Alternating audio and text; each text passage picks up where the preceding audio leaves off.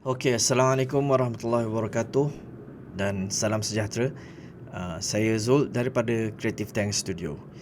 Hari ini saya akan berkongsi berkaitan dengan apakah itu 3D dan khususnya secara spesifiknya kita akan belajar berkaitan dengan Blender, software yang kita akan gunakan untuk create 3D. Dan sebelum kita pergi lebih jauh lagi, saya ingin berkongsi berkaitan dengan potensi dalam dunia 3D ini. Sebenarnya apa sahaja yang kita lihat, hampir kesemuanya dia bermula daripada perancangan di atas kertas, okey, dan kemudian diterjemahkan ke dalam software, sama ada dalam 3D modeling dan sebagainya. Kalau macam contohnya handphone, filem, movie, animasi dan sebagainya, semuanya dia bermula daripada atas kertas lah, bermula daripada idea, kemudian diterjemahkan ke atas kertas. Kemudian apabila direalisasikannya tu, ada fasa-fasa yang melalui fasa 3D sebagai contohnya, menggunakan 3D. Contohnya handphone engineering, contohnya animasi, apa-apa saja pun yang berkaitan, ada di sana peranan 3D itu sendiri.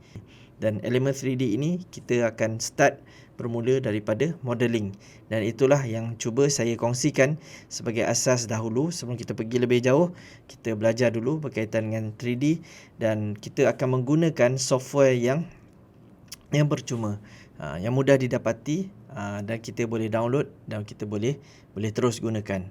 Okey, tanpa membuang masa lagi, kita akan pergi melihat pada software tersebut. Okey, sekarang dekat mana kita nak dapatkan software ni?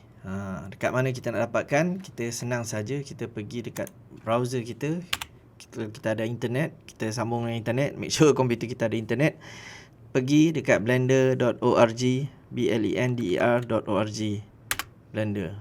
Kita tekan, di sini adalah laman web Blender.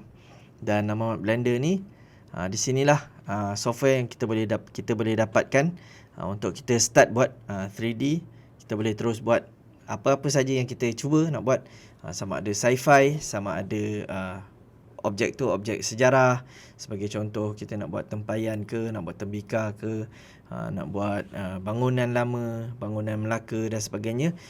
Sebagai contoh, ini contoh je lah, bergantung pada adik-adik, tuan-tuan dan kawan-kawan yang menyertai terpulang nak model apa.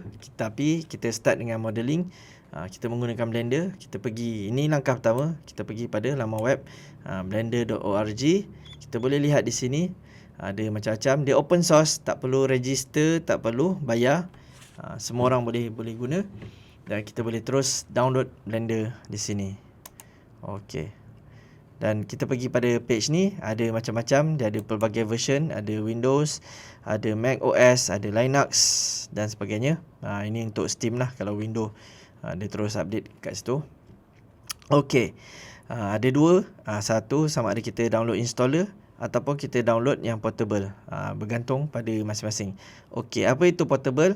Portable ni kalau kita letak Blender ni, dia punya file ni dalam hard disk, dalam external hard disk ataupun dalam thumb drive, kita boleh buka di mana-mana saja, laptop dan sebagainya, komputer, pergi mana-mana komputer tanpa perlu install, kita boleh terus run Blender.